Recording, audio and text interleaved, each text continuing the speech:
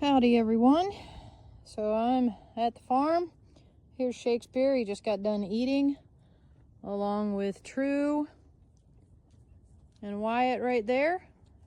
Cutter is of course up here with us. Rest of them are down at the hay feeder.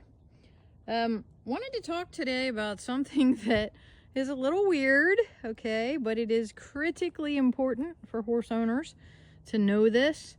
Today's topic is going to be manure, okay? And I know this sounds a little crazy, but if you are an equestrian, you're very familiar with this. Watching a horse's poop is very, very, very important to their health, okay? Shakespeare just blessed us with this nice fresh pile here. And I want to discuss this because that right there is a healthy pile of poop. Okay, and I know this sounds ridiculous, but as you can see, there's no parasites in it. Not that all parasites are visible to the human eye, but trust me, some of them you can definitely see. The little apples, as they say, some people call horse manure horse apples, but the chunks themselves are a good healthy size. They're not really tiny. They're about the size of a small apple or, plum, something like that. The color is nice and healthy greenish brown. It's not black.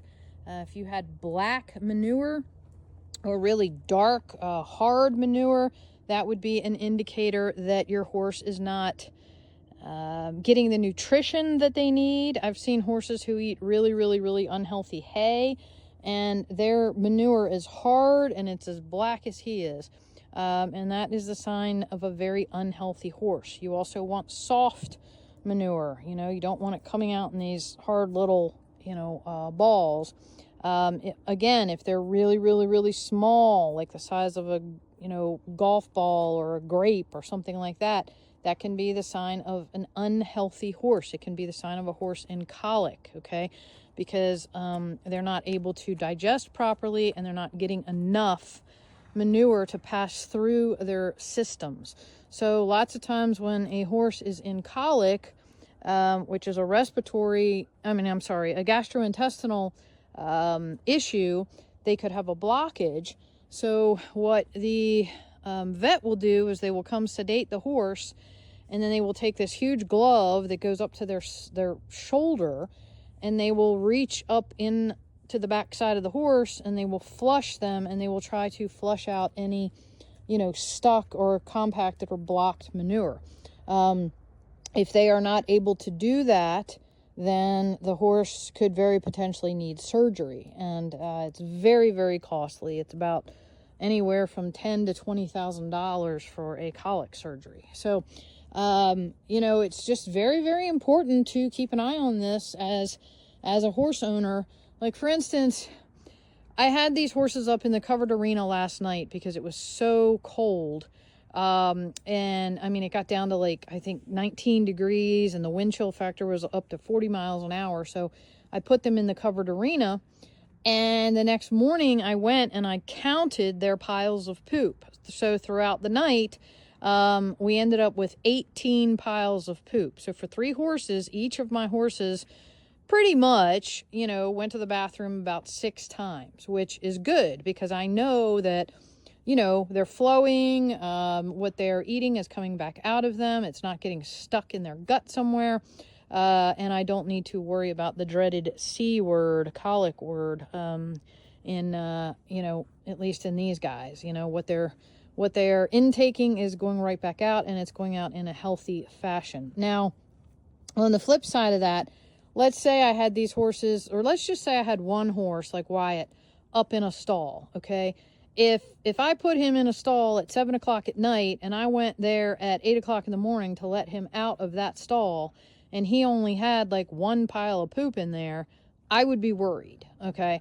And especially if it wasn't healthy and it was small or dark off-colored, I would be very worried about that because he's not passing enough, out of his system, and he could have a blockage. But, luckily I have not experienced that. One thing to note is when they first go to the bathroom, it is more green, you know, it's more brown, and then as it is exposed to the elements and sits out for a little while, it becomes much darker with the air. So, you know, when you're looking at this, you might be thinking, oh my God, that's so dark. Well, it's not really, because I can tell that it's been sitting there, you know, possibly for a day, or, you know, possibly several hours since last night, something like that.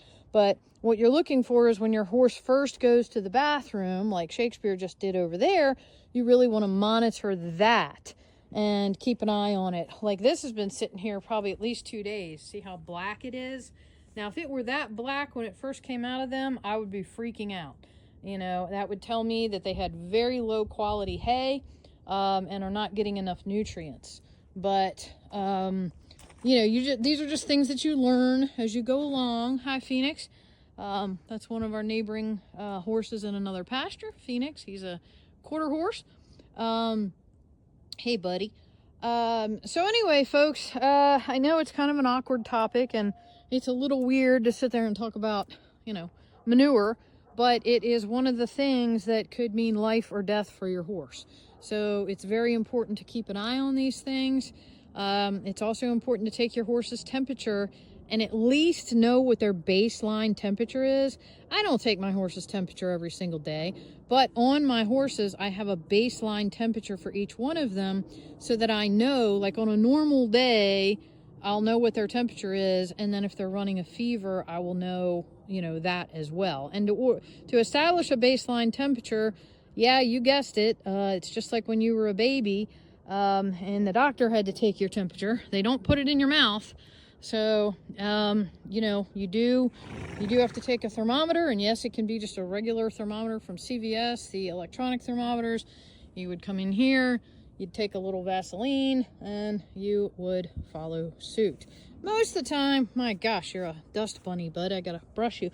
Most of the time, the horses really don't care because it's so tiny, but to establish a baseline temperature, I might do that 4 or 5 times, and if I'm getting a regular temperature, you know, I would say, okay, his average temperature is whatever, and then we would know that was his baseline. So if he were to become ill, I could then refer back to that and say, wait a minute, he's, you know, 4 degrees off his baseline, so something might be going on with him. So all of these are just things that are very good practices to have with horses.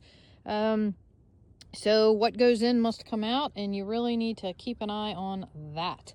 As far as deworming, I have my horses on a minimum of 3 times a year, but you know, usually I deworm them quarterly because they are in with so many other horses here. You know, there's 9 horses in this herd. Of course, 3 of them are mine, but you know, sometimes they'll come through here and they'll eat other horses' manure, just like dogs eat other dogs', you know, fecal matter. I mean, it's disgusting, but they smell grain in it and they will eat it. And then guess what? They're potentially ingesting, you know, parasites. So I like to definitely keep them dewormed. And there is a program that I follow for what worming medication to give when. And I typically do that, like I said, for my guys quarterly. Oh, somebody lost a bell boot here.